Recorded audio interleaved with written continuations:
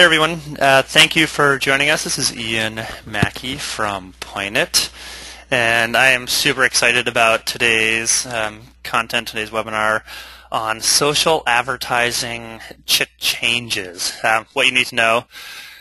I'm here sitting with Brooke Anglis from Admosis Media. Super excited to have her here and to kind of walk us through the many updates around Facebook, Twitter, and LinkedIn advertising. So before we get started, though, just a few sort of logistics. The webinar is being recorded, and we will send out a version of this within 24 hours. Definitely feel free to ask questions during the webinar. We will probably wait until the end to answer those. Any questions we can't get to, we will definitely follow up via email. So please, send as many questions as you feel is necessary, and we will definitely get back to you. So just a few quick administrative things as well. Who is Pointit? So we were founded in 2002. We are a Seattle-based digital marketing agency, managing over $40 million in managed media every year. We service clients across all verticals and revenue models. Here's just a list of some of the few clients that we deal with on a day-to-day basis, but again, varies from large to small. So with that being said, I'm going to hand it over to Brooke, and she's going to start to walk you through some of the exciting changes we're seeing in the social paid space. Hi everybody, my name is Brooke Anglis, and I'm one of the founders of Admosis Media. We have a weird name. We like to say that the origin of that name is really about how messaging has changed to pass through people. And we build our entire model around trying to figure out what those messages are and how to get them to the right audience at the right time. We consider ourselves to be experts in social advertising and amplification because it is literally the only thing we do. As the world of social is becoming more reliant on paid components, our focus is solely on ad strategy, creative development, hyper-targeting. We're a little OCD when it comes to optimization, but we tell ourselves that's a good thing. And then we focus a lot on reporting and insights. This is all within the context of new and emerging media platforms like Facebook, LinkedIn, Twitter, and some other ones that we'll be talking about in part 2 of this webinar. I'm best known for getting Expedia over 1 million quality fans, and emphasis on the word quality there, in just over 5 weeks. And my co-founder, Caitlin Angeloff, is the former lead social consultant from AnsiView and also worked on Bing.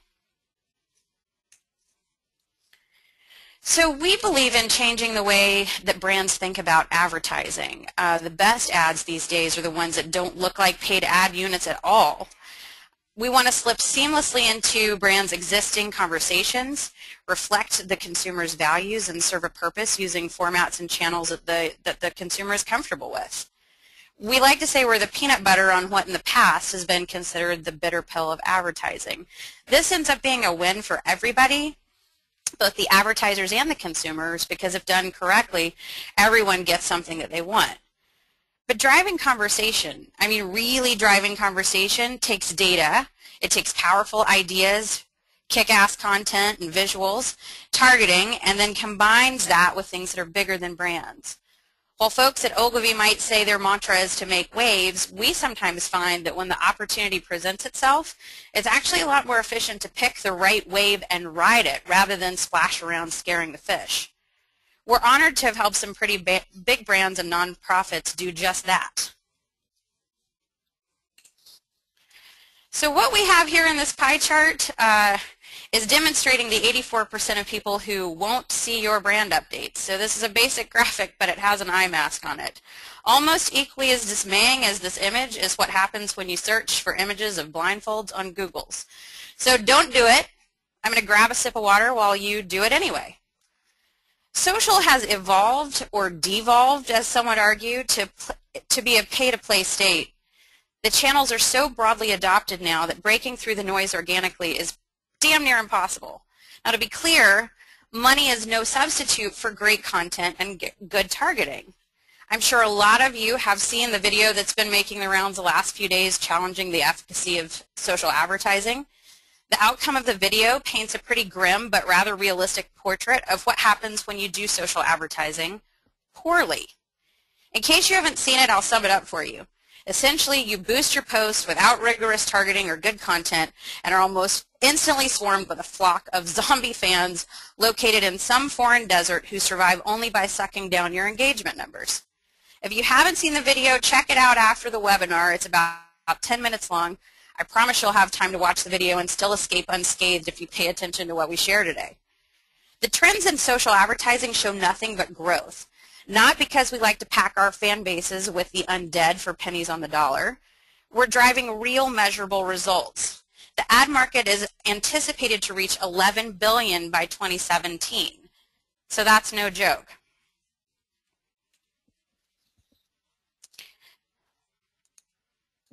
So you may be asking, why should I bother with social advertising right now? The platforms, as you've probably noticed, are in full tilt monetization mode.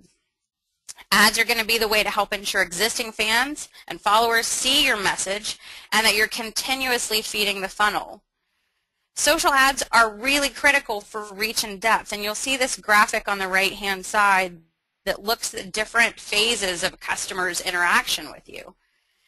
The ads provide not only a great way to help them discover you as a brand, but also allows you the opportunity to ensure the proper exposure and amplification of really important messages. The targeting capabilities of social advertising are unlike anything that's been seen in the past. They're based on user affinities, but also past purchase behaviors and cookies, and we're going to talk a little bit more about that in some of the subsequent slides. The other thing that we love is just and which creative is going to work the best, and actually test and measure that, and then use that to inform other more expensive and less nimble channels. At the end of the day, it means we get to be a left that's working, and we kill the stuff that isn't, about OCD optimization. Mobile is also... So the great thing about social, we love it because it represents a natural behavior without competing with other ad units or know that it opportunity in mobile advertising. We're big fans of eMarketer, and they show while mobile represents 12% of people's time spent consuming media, only 3% of United States advertising is spent on mobile. So that's pretty much a $20 billion opportunity in the U.S.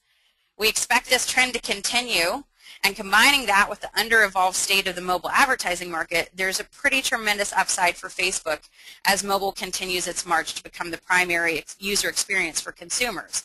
This is especially true not only in the U.S., but when you look at other fast-growing markets and areas of the world such as Africa, you see that those folks are actually leapfrogging the desktop experience altogether and going straight for mobile. So if you're someone who's thinking about international implications of your advertising for large brands, it's something definitely to consider, and make sure that the ad units that you're trafficking and the experiences that you're driving to work really beautifully on mobile devices. So I'm going to touch on just very quickly some general trends and themes that we see in 2014 having built up through the last couple of years, and that we'll also see carried throughout some of the slides that I'll talk about in just a minute. Mobile before desktop, which harkens back to the points that I was making a moment ago. Bite-sized content, and this is definitely tied to the idea of mobile as well, and just how busy people are.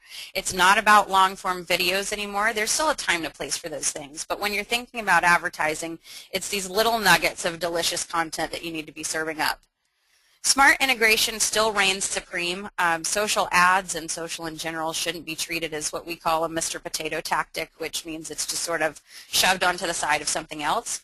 You want to think about your traditional tactics and how you can make those set up to succeed in social, and at the same time, how you can think about the stuff that you're already doing in social and pull it through into your other vehicles. And the last trend that everybody's jumping on that we're going to spend a lot of time talking about is the better retargeting tools.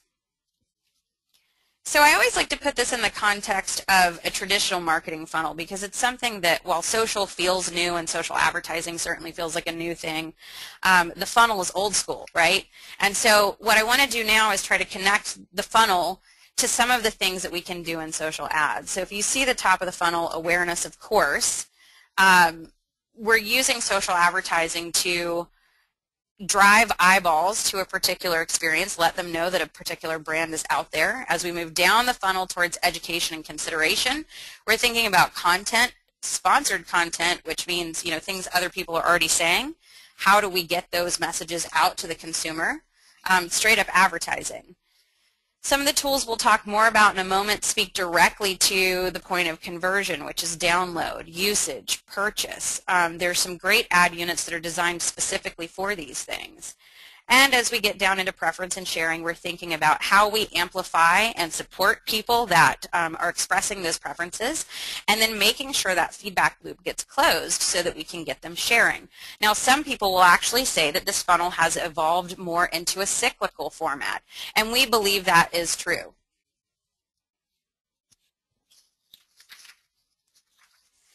So we're going to talk a little bit about what's new at LinkedIn. The newest ad type is called sponsored updates. It's fresh out of the hopper. While some people call LinkedIn Facebook's all business younger brother, that's okay because we kind of think he's hot.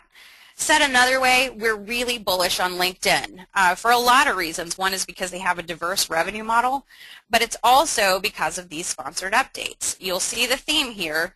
This means that you're publishing content straight into the LinkedIn feed of any member on the site, not just your company page followers.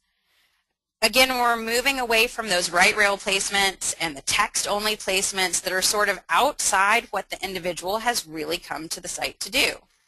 Sponsored updates are the only way to reach LinkedIn's mobile users at scale and appear in the feed on the desktop, the tablet, and the phone. Plus, you can publish sponsored updates with rich media and ensure relevance and robust targeting functionality, which means you can reach the right people at the right time with your best articles, images, infographics, PDFs, presentations, and videos. LinkedIn sponsored updates at the end of the day are going to give you a native solution to rapidly increase awareness and shape the perception of your brand, generate quality leads, and deepen relationships. So when we think about LinkedIn, while they're not the biggest player in the market, they are the top dog when it comes to business-related content.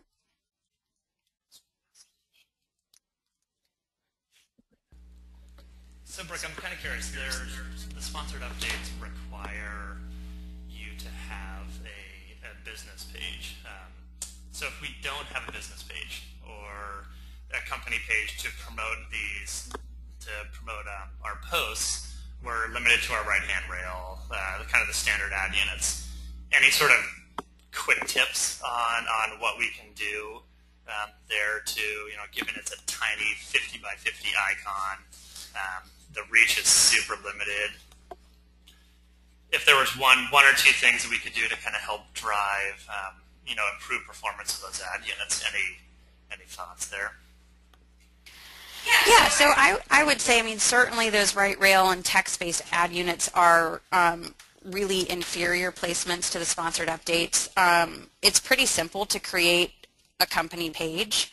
And there are also some great tools out there now. LinkedIn, if you have a company page, will be serving you updates about updating and enhancing the way your page looks. So I would suggest users take advantage of that. Of course, if you are relegated to the right rail for some reason or another, you know, it's always important to think about imagery because LinkedIn is a very small form factor and the character count is really, really short. So you've got to make sure that you're incredibly focused in your message and that what you're serving up is not intended to tell the whole story of what you're offering. It's only intended to drive the click.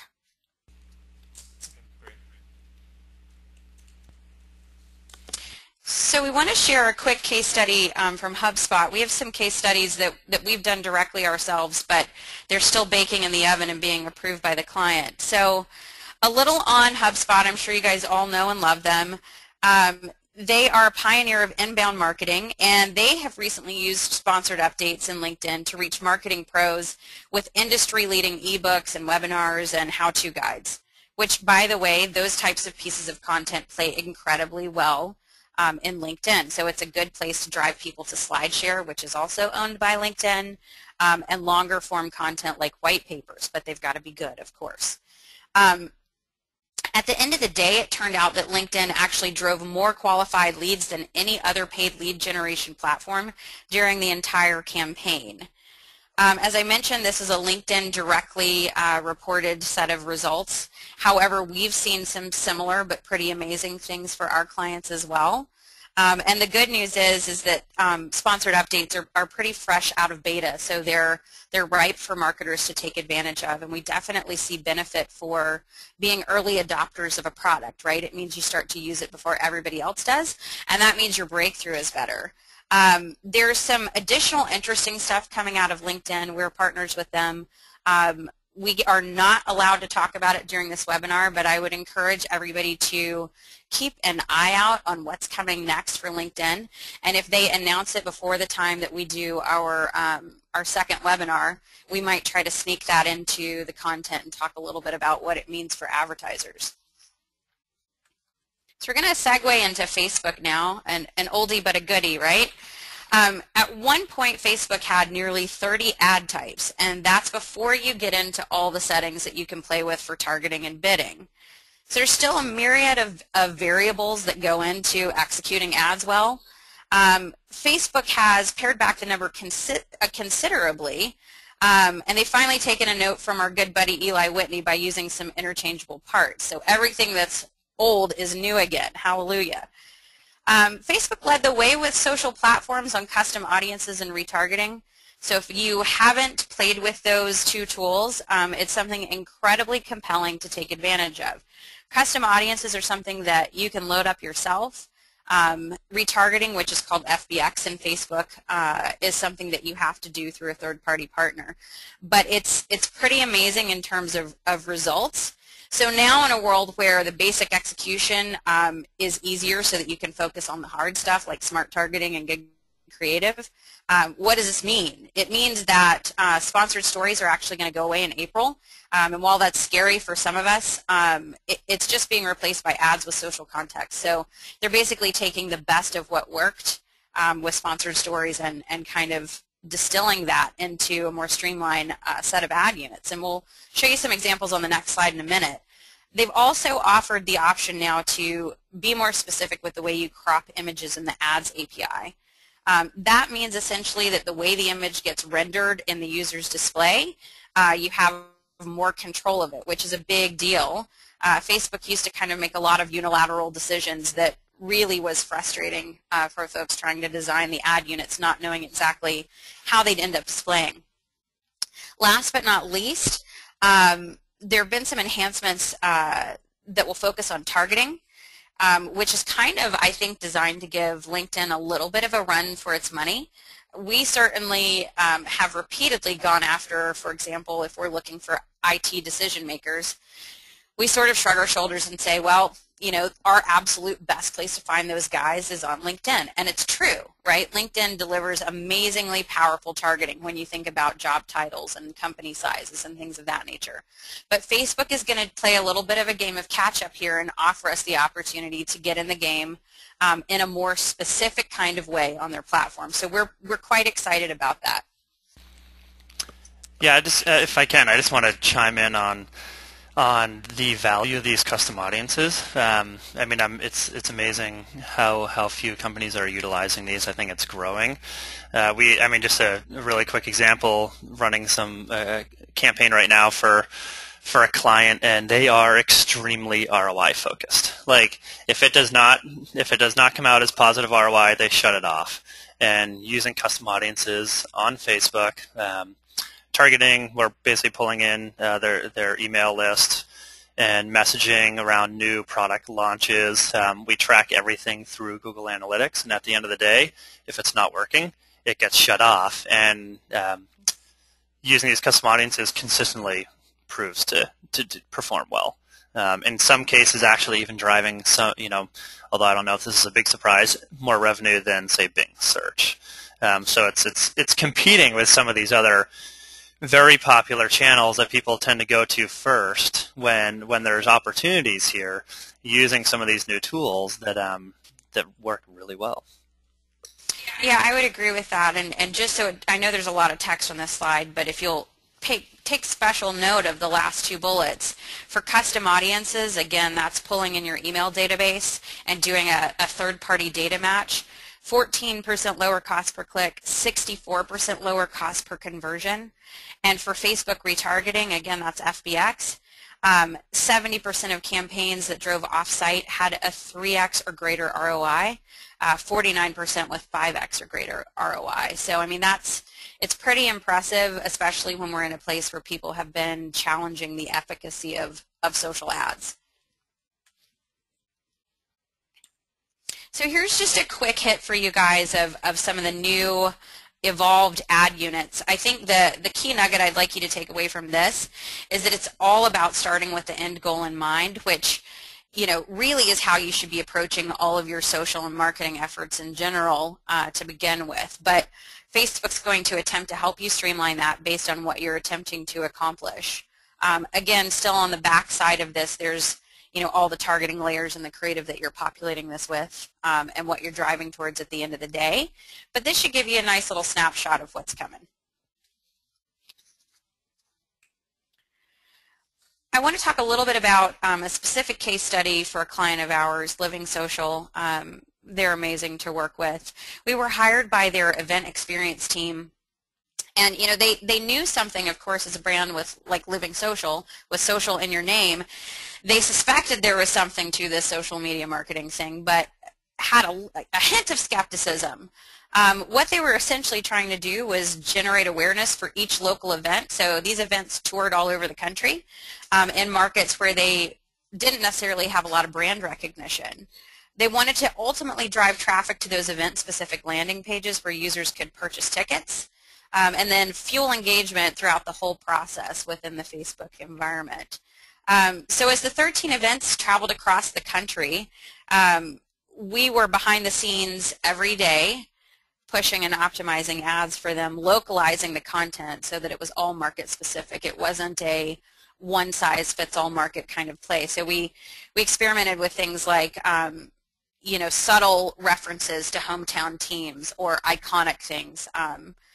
Definitely some Space Needle action happening here in some of the Seattle photography. And we actually did do original photography for it because some things are just hard to illustrate, and stock photography is a pretty big no-no if you can possibly avoid it. The localized content definitely outperformed some of the higher level brand related messaging. So I think that's something that's important that we can all learn from. In addition to, the halo effect of getting them 18,000 new fans, which, by the way, we did not run a single page like ad, we saw a 70% increase in conversation regarding the events. We drove over 100,000 visitors into their events pages, which accounted for 20% of the traffic that they received overall. So pretty stellar results. I'm going to move on to Twitter now. And again, you guys will see the theme emerging, which is an ads API update with retargeting. So Twitter is hopping on the bandwagon, and why not? It's a pretty damn effective bandwagon, so let's get on it. Twitter's tailored audiences are like if your CRM and retargeting had a baby. It's kind of a mix of cookies and email addresses and user IDs all thrown in and stirred around to reach users that have pre-expressed interest in your brand. And again, that means they're already in your database in some capacity, or they've hit your site and you've cookied them, or you have some way of knowing what their user ID looks like. It can also use modeling to help you expand your audiences, which is important. And this is a theme that you're seeing across, the big platforms, which is, okay, here's what I know about people who already have some relationship to my brand, whether by virtue of my database or some on-site behavior. How do I find more people that look like them? And that's really important because you want to use powerful tools not just to talk to the people that are already interested in you, but to find more people who are similar to those people who have a higher propensity to shop you and hopefully convert at the end of the day. The other thing that's pretty interesting about this is that you can also exclude people. And so sometimes it's just as powerful to know who you want to filter out as who you want to include. The other thing, of course, that we love about Twitter, and this is pretty timely in general with, on the heels of the Super Bowl and in the middle of the Olympics, it's a killer way to tie in with real-time things. So some of the most powerful advertising goes back to the old adage of integration, and if you can do it intelligently, you're going to get exponential lift out of your efforts. So here's a sample of a tailored audience ad. This ad's targeting someone who's already watched a movie trailer. They've been cookied when they went to watch that trailer and are now being served an ad prompting them to go buy tickets. We love it because it's responsive to authentic behavior and it's really driving lower funnel conversion. So again, this is social advertising striking right at the heart of that lower funnel activity. Here's another great example, and this is really about rewarding people who are in your CRM already. So you can imagine using this in a loyalty club scenario. In this case, we're singling out and activating high-value club members with a special offer. So again, this is a lower funnel, high-value sort of activity, and we just can't say enough good things about it. Yeah, and I'll just chime in. I didn't, unfortunately, have time to pull in any of the preliminary results, but we are running a test with a client using tailored audiences. Basically, we're pulling data through a data partner, and we are retargeting to people who have hit certain pages on their website. It's been running for about 4 or 5 days, and I mean, what we're finding already is that our CPAs are about half of what we've been seeing on basically the exact messaging using some of the built-in Twitter targeting. So by remarketing to people who have hit certain pages on their website, messaging them to on Twitter, I mean, the results so far are encouraging. Obviously, we have to go in and look at the data, dig in, look at the e-commerce, the revenue, and see how it's actually performing. But so far, we're super excited because it's doing what it should. And, you know, it kind of sounds obvious, and you know, in the back of your mind, you're probably thinking, well, of course it should. But the reality is, whether it's social or any channel, especially with some relatively new technology, new ways of messaging these people, you know, you have to test. And, you know, fortunately, we have that ability to do testing, to get kind of be the first ones on some of these new platforms. But again, so far, Twitter tailored audiences are doing well. We're super happy. Most likely, based on, you know, these initial results, we'll be expanding probably quickly. Yeah, they're fresh out of beta, so it's going to be really exciting to watch, you know, what happens as they're more broadly adopted. Again, we can't underscore enough, you know, the faster you can adopt some of these new products, the better, before everybody realizes how sweet they are and sort of, you know, makes the marketplace more competitive, which doesn't mean that those ad units lose their edge. It just means you'll have more competition for the eyeballs, and in bid-based environments, you know, it drives up the cost. So I just wanted to, this is sort of changing topics here. We kind of looked at, you know, some of the updates to the various platforms. There's one sort of nagging question that I think, at least that we get a lot, is, you know, I have a budget, and historically, you know, as a search agency, the first channel that everyone goes to is search, but there are limitations, right? I mean, there's only so much volume in search, so the question is, what do you do when you have more money to spend? What channel do you go after? And so we kind of look at this as like sort of the ultimate battle royale. And wanted to highlight first, don't assume anything. You may feel like you have a pretty good hunch of what channel is going to perform best and worst. But until you start testing, until you start to think about your strategy and how you're going to approach this, you'll be surprised until the very end. And so, you know, there's always a few considerations that we look at when we're given the task of spending a certain amount of budget across these various channels. Of course, number one, regardless of search, social, display, what's the goal? Two, we look at, you know, where is your audience currently, because that could definitely impact, especially on the social side, what platform you go with there. And then, of course, budget. If you have a $5,000 budget versus a $100,000 budget, those allocations across channels are going to vary, and realistically, sometimes you can't go after all three, especially in terms if there are certain providers that have minimums, for example. So we just ended a campaign with a client not too long ago, and we tried to, we built a report, did a summary, but we kind of built, and we looked at all the data, and it was pretty surprising as to what the results were, and this was even at the end of the campaign.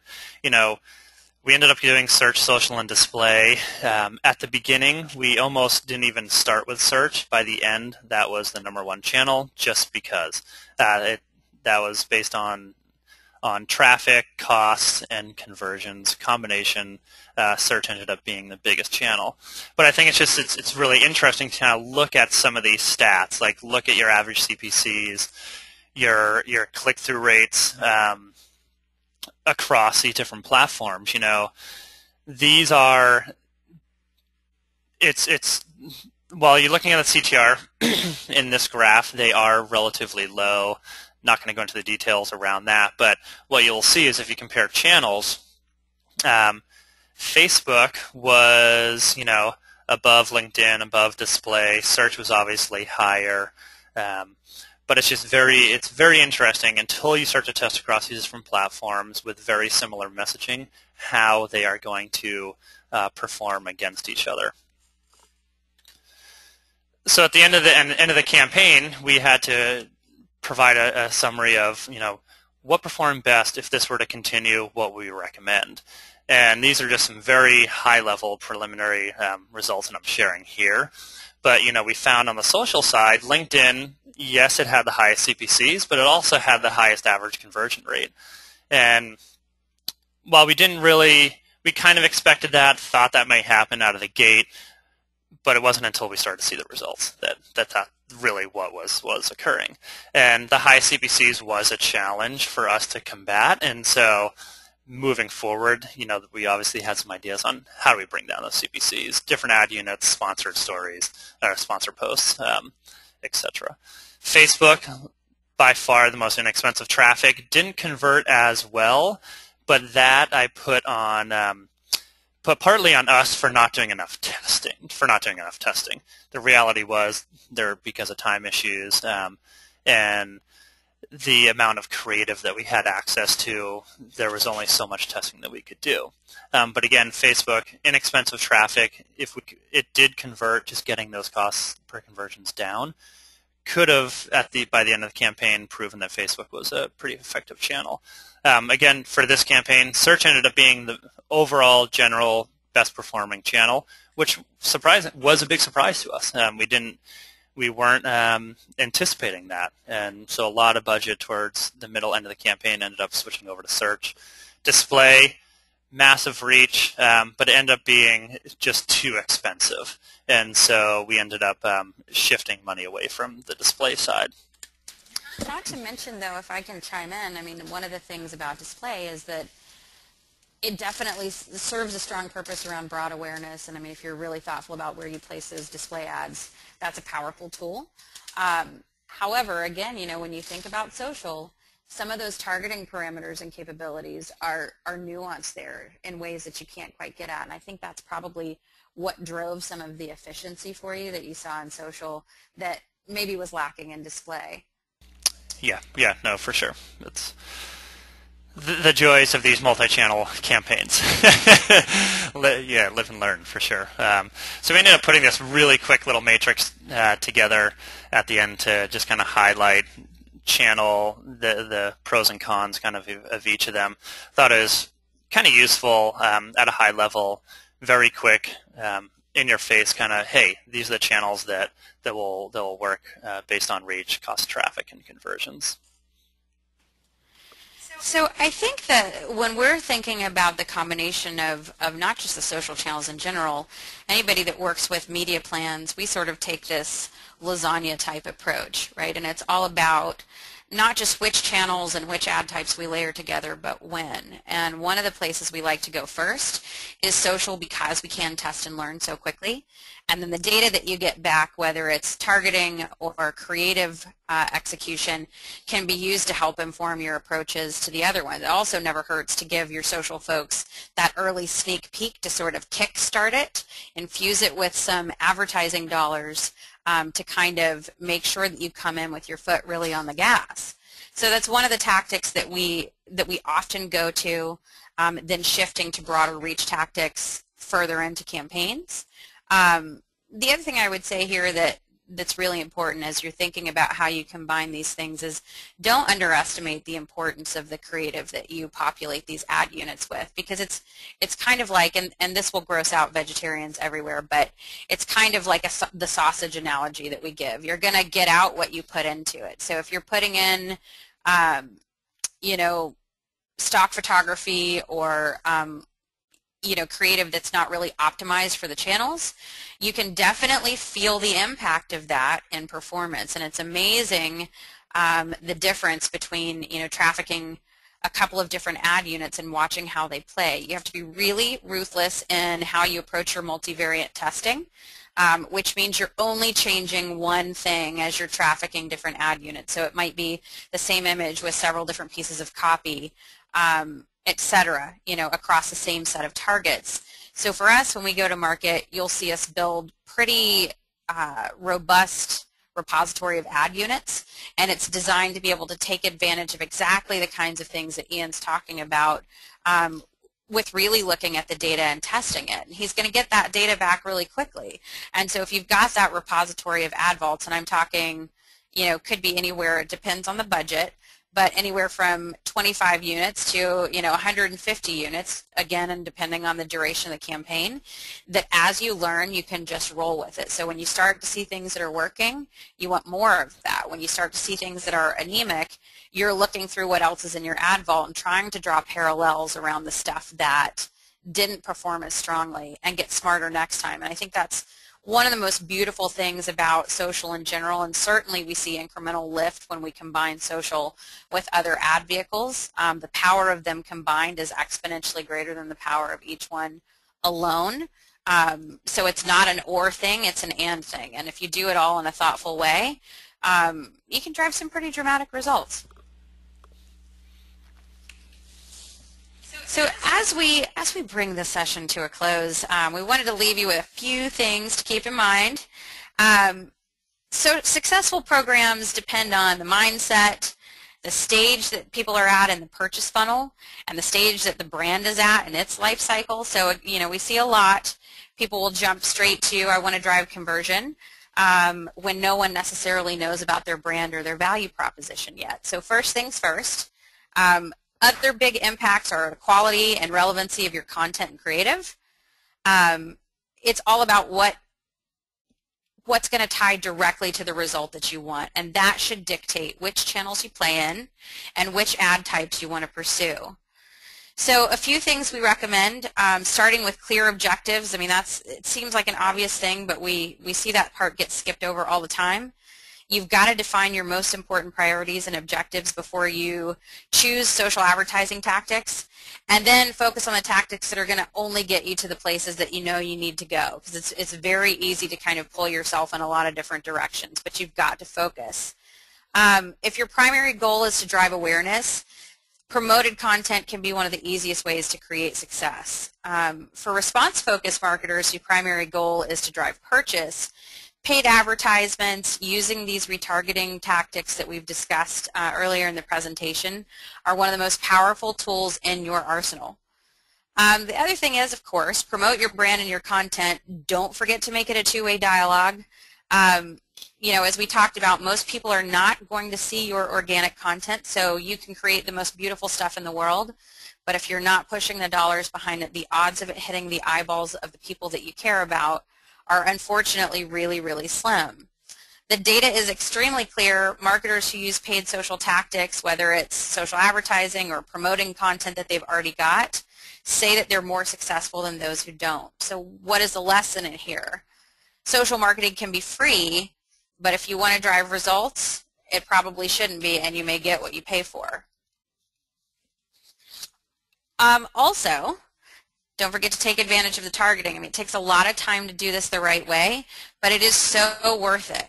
One of the greatest benefits of advertising on the social networks is that you can be so specific. So it's really worth the time to be thoughtful and push yourself beyond your traditional boundaries. So don't just think about things like, you know, all travelers play golf, so let's advertise in Golf Digest. You know, we've got to be smarter than that, and we have the tools to be smarter than that now.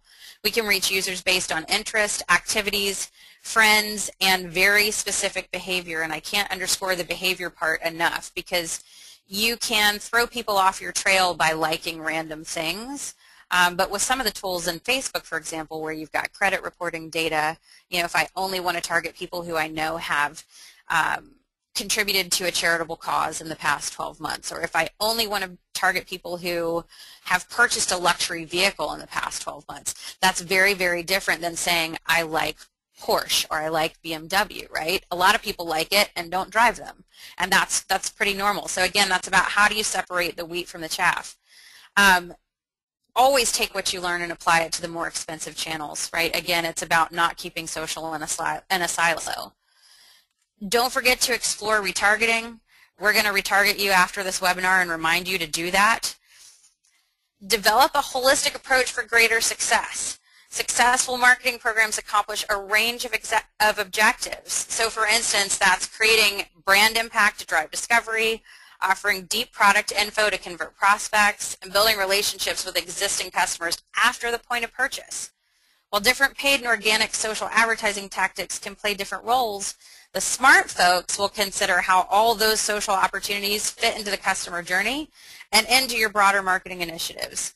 Then take that holistic approach to managing and measuring along with you. It's only as good as the data you pull back and what you do with that data. Social ads are powerful. They can be a little complex. Ian and I would certainly love the opportunity for both of our companies to, you know, to be able to help you with that. And remember, last but not least, don't feed the zombies. The quality content and smarter targeting are simply your greatest defense. Well, that was fantastic. Thank you very much. And Brooke was not kidding. We probably will retarget all of you. Well, we'll see. No email addresses will be shared. Don't worry about it. But yeah, thank you very much. And be sure to sign up for part 2 of the series. We'll be sending out the details around that in probably the next week or so. Looking at kind of, I don't want to say second tier social networks, but some of the most least known in terms of how to advertise on them. What are the capabilities on Tumblr, Google+, Instagram, Snapchat, and Pinterest. So there's, you know, we all hear more and more stories about the volume of traffic that Pinterest drives. So you mean you're doing other things besides taking illicit pictures and texting them to people?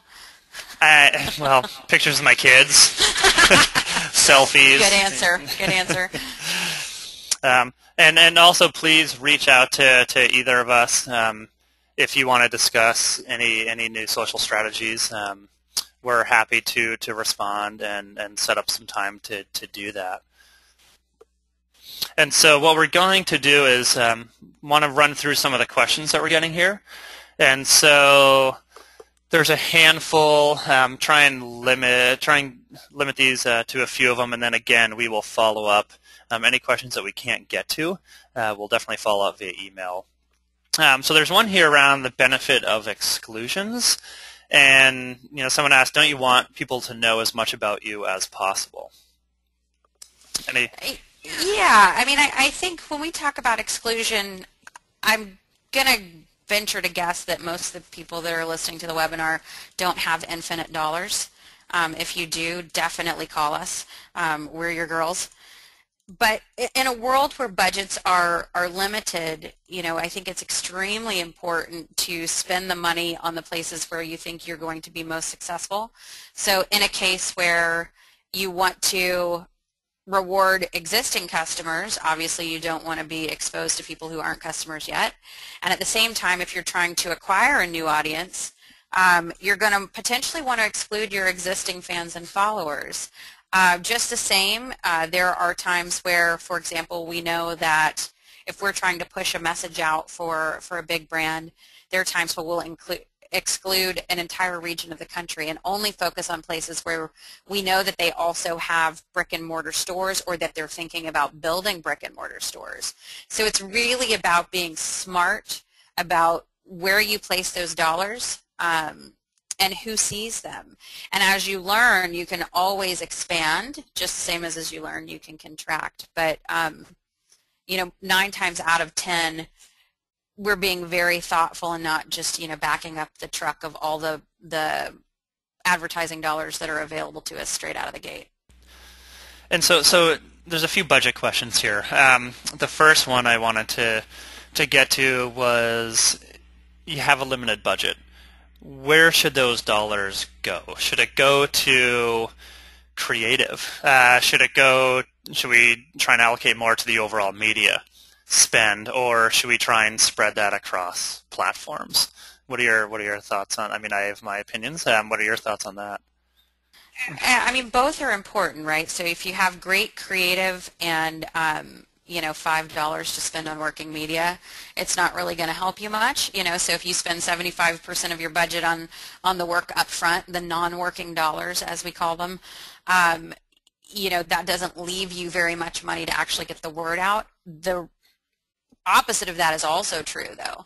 You can blow a ton of cash and push out a really lame message and fall flat on your face as well. So I think it's a very balanced approach. I mean, one of the first places we look is the existing assets and stories that are available to us. So we always begin with an assessment and then articulation of what those objectives are. Depending on the quality of existing assets and their suitability for the social channels, we may opt to create fresh assets, and that often is the case. You can have great images from your website or from a catalog that frankly, look highly staged and highly produced. Powerful creative is not necessarily the same thing as expensive to produce creative. It does need to be thoughtful and strategic. We've seen some pretty amazing stuff come through that brands have actually shot, on camera phones through their Instagram feed. So we have one client where we've done a mix of original photography for them, and then some of the stuff that their staff has actually shot with totally not fancy equipment. But again, it's about great design, good composition, thoughtful focus of what's actually rendered in that visual. And I cannot underscore enough that one of the single biggest impactors on ad performance is the imagery selection that's made, and it's very, very specific when you think about what works in social and what doesn't. So it's about a healthy balance. There's not, I know everybody loves kind of a definitive one-size answer for things like that, but it's got to be tailored to your specific needs. So if nobody knows that you exist, again, it probably is worth investing more heavily and getting more basic brand awareness messages out into the marketplace before you move on to try to convert people. I always kind of liken it, and this is a little crude, so I apologize, but a guy proposing to, for marriage on the very first date, or, expecting that he's going to score when he's just passed a woman, on the sidewalk for the first time. It doesn't really work that way. You've got to court for a little while, let people know why you're worth it, why you're interesting, why it makes sense for them to invest their time in looking at your content. Yeah, definitely. What I find too for us often is if we're in this scenario, we'll just start on a platform and we'll run a test for a month. Right, like it's hard not to also get caught up in the hype of all the new capabilities, right? I mean, we just went through a whole deck full of new targeting capabilities, and to start being like, oh, we need to test this, let's throw money at this and this and this, and you're spread so thin, the learnings are far and few between. So yeah, really having that focus, and then just setting a schedule, right? So like month 1, we will test Facebook retargeting. Month 2, we'll test, Twitter retargeting or whatever, given if there are some limited budgets there. And so, so speaking of another budget question. Wait, can I finish that thought though for 1 second? You inspired me. I think going back to objective setting, one of the most important things that we like to do and that we encourage our clients to do is to, set learning objectives as part of each campaign, because you should always be learning. The minute you're not is like, I don't know. I think that's pretty unrealistic. You're always going to be learning things. So it's not just about, oh, I want to drive awareness, or I want to build my audience, or I want to drive traffic to my site. It's what do I want to learn from this campaign? And it can be things like, I want to learn which type of image approach or which type of tone works best. Is it humorous? Is it straightforward? That's partly harkens back to understanding yourself as a brand, but also being able to look outside yourself and be open to your consumers telling you who they want you to be and what they want from you, and then listening to that and closing that feedback loop by folding it into how you approach things in the future. We've definitely seen brands be so committed to their kind of perception of themselves, which is important to have brand consistency. But if you're too rigid about that, you really miss out on opportunities to make more personal connections, because you're kind of just hitting repeat on the same talk track, and people aren't necessarily digging it. So we have two. We'll limit two more questions before we shut down here. Try and make this a quick one. You're just starting out. What's a good test budget? Yikes. Okay. So if you're a little guy, you can start to learn things. If you're a small business owner, you can start to see some things happen with $50, $100, $150. So don't be afraid to throw some things out there and test it. The thing I would encourage you not to do is just rely on the boost post functionality in Facebook like our buddy at Veritas did, because you may kind of attract the zombie posse again. But for a bigger company, we're looking at running for no less than a quarter, and with nothing less than $30K a month to get out there and actually be able to expose your messaging to a broad enough group of people with enough variety that you get back results that are statistically significant. So you're not making decisions off of something that could be, very seasonally driven off something that's topical, that's happening in the news that, kind of works against your brand. Or other factors that you may or may not be able to control, not the least of which is, you want enough runway so that you can get a flywheel of optimization, so you have a chance to cycle back what you've learned into the next iteration of your creative and targeting. And that typically, you want a good 3 months to do that, and a healthy enough budget to look back and know that you didn't sell yourself short. Yeah, and one aspect of all of this that we didn't cover in a lot of detail is tracking. And just a key component, regardless of what your budget is, what your campaign objectives are, tracking those results, and at a minimum, make sure Google Analytics is installed, because you will be able to track basically all your media, all your spend, and your traffic, your site usage, your conversions, etc., through GA, through all these channels. So I know we didn't really touch on that to too much depth, but again, make sure that you're tracking all this, you have a plan, but you are looking at those results in some sort of analytics. And you're looking at them frequently, right? Frequently. We're looking at data for the same client every single day. We're checking on them, so they kind of become your children, and you want to make sure that you've fed them breakfast, lunch, and dinner, and tucked them into bed at night after they've brushed their teeth. I say this as a parent of 2 cats, but theoretically, I hear that's how you're supposed to parent. Yeah, these things, you don't just launch them into the ether. One of the reasons that we beat some of the bigger agencies 8-1 is because they will create 5 ad units, push them into the market, and not touch them unless they see something horribly wrong. And our approach is pretty much the exact opposite of that. So. One more question. In terms of tools, so are there tools available? How do the self-serve tools work for Facebook, Twitter, LinkedIn? Yeah, so there are tools available. We have 8 on our staff. Just kidding. Sorry, guys. I consider myself the biggest tool of all, though. So, yes, there are tools out there. At the end of the day, I would say it doesn't hurt and it actually is probably the smartest approach, to understand the native capabilities of the tool sets. You can start to get pretty twisted up when you layer on, if you're kind of DIY, if you layer on big fancy tools that you then have to get trained on as well, and if something is not working, you then have multiple places that you have to go look to solve for. So is it an issue with the ad serving tool, or is it an issue with the channel itself? Now that said, we have some tremendous partners that we've invested a lot of time and energy in being trained on. The tools that are behind them, what they essentially enable you to do is more rapid fire multivariate testing and instantaneous keep kill.